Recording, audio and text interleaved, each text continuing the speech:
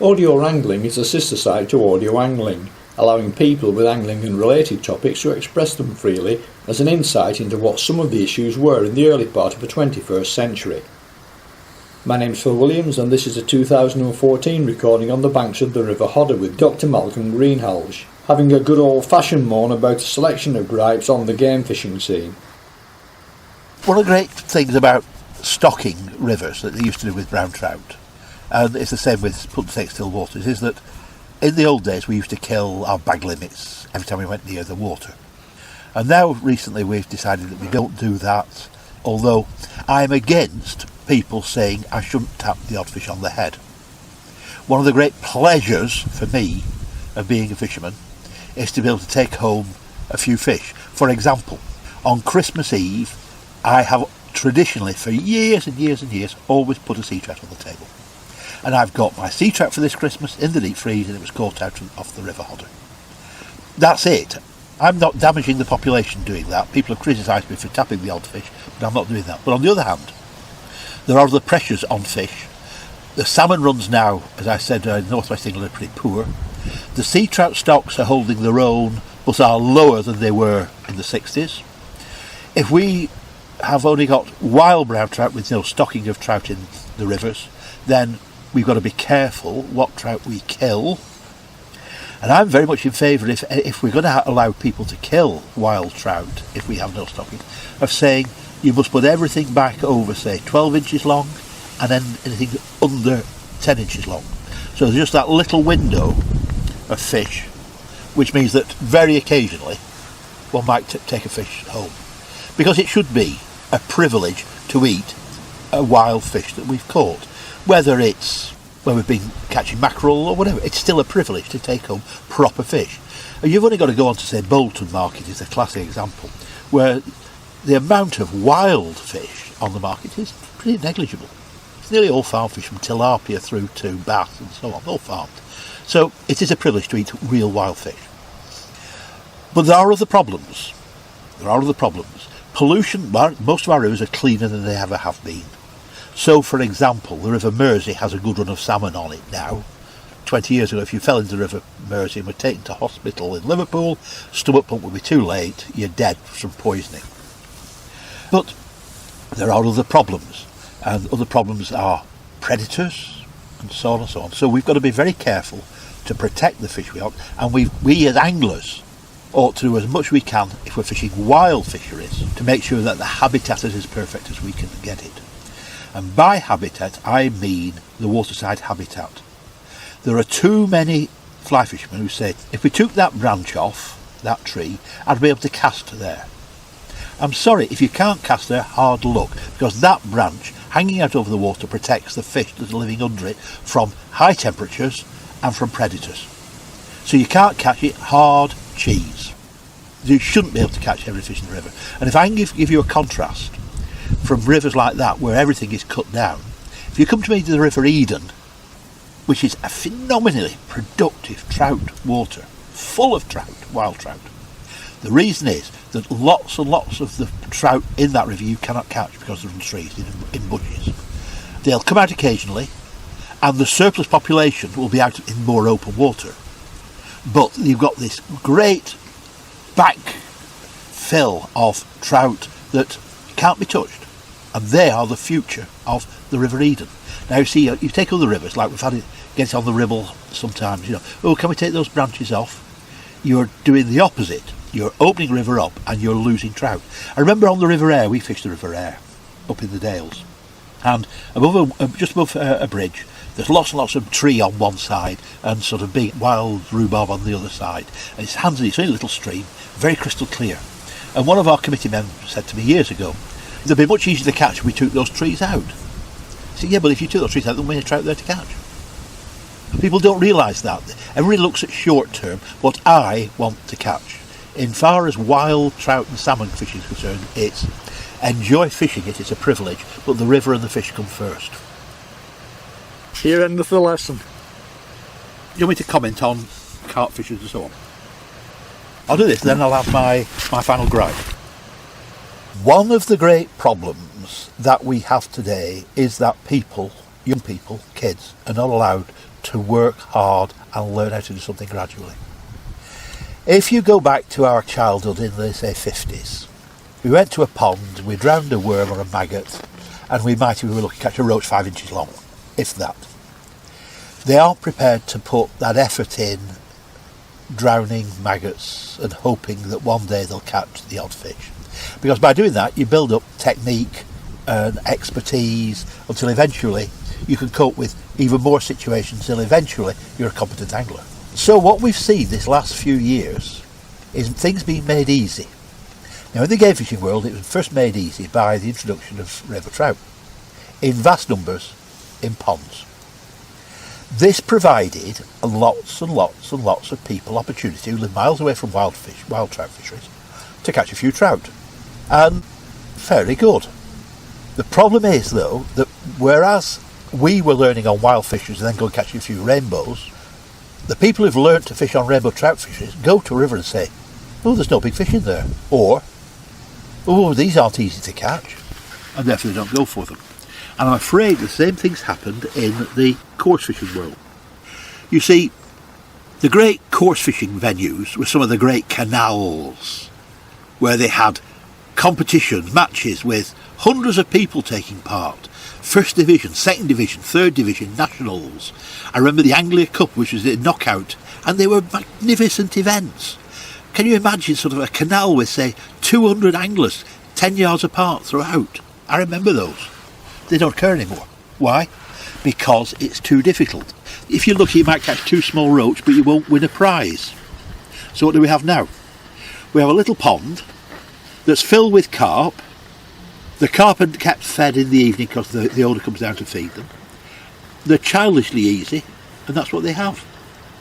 And so if you look in, say, Angling Times now, competitions, what you see is these huge weights from the carp ponds, and then all of a sudden you'll say, match won by 2 pound 3 ounce 4 drams. You go, that's a canal. And there's very few of those, and that is proper fishing. One gripe I have is that people today can't take proper fishing. They've lost the ability, the patience to learn to master a technique. So anybody who comes to me and says, I'm an outstanding trout fisherman because I can knock stock rainbow trout out, or I can knock these little carp out easily, I'll turn around and say, you're an amateur. You're a child, you can't do it. Come with me and catch some of these fish much. Can't do it. I'm now going to come out with my biggest moan about the modern, especially trout, angler. I'm an Englishman and proud to be English. I speak English, I write English, and I try to write English in a reasonable way. My clothing, my wife moans about it, is traditional English. I wear, as I'm wearing now, baggy corduroy trousers. I wear leather shoes. I wear socks. I wear checky shirts. I wear pullovers, the odd fleece, tweed jackets, and I love my tweed hats.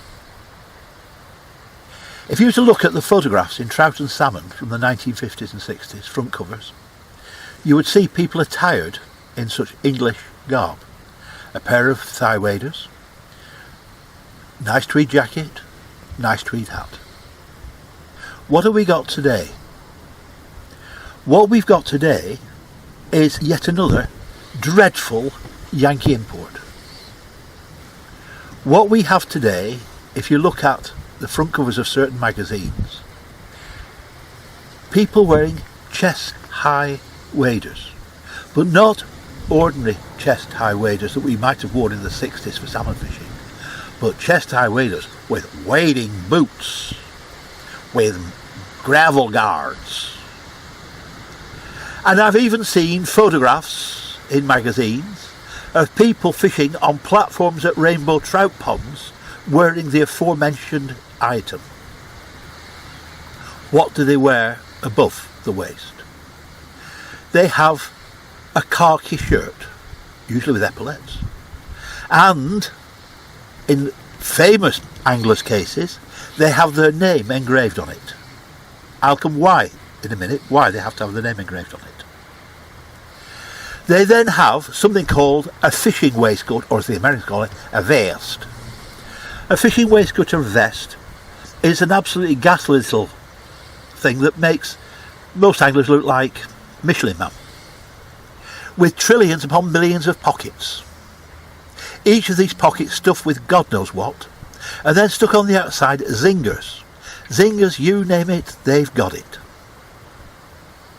Around the neck will always be a red kerchief, a la cowboy, and the hat, well, sometimes it's a cowboy hat, but even worse, it's a baseball cap. Now come on folks, we don't play baseball in England. And often with NY on the peak. New York, half these people haven't been to New York. And even worse, which is why I think they put the name on their shirts or their fishing vests, is that they wear the hat the wrong way round, which, as I've pointed out many times in the literature, immediately diminishes the IQ by 50%.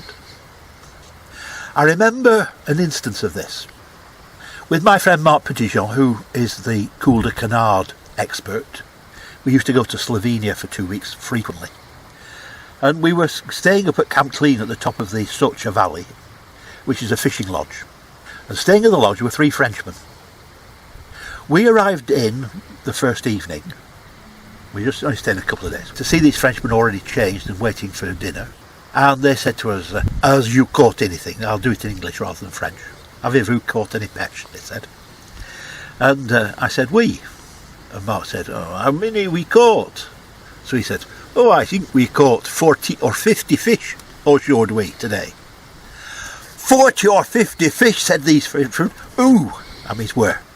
"Dans la rivière," we said. "La rivière ici," they said. "Yes, the ici here river, that's one." "Mon Dieu," they said. Following morning we got up. We were sitting there having our leisurely breakfast when in came the Frenchmen, attired just as I explained. They had chest high waders with wading boots and gravel guards.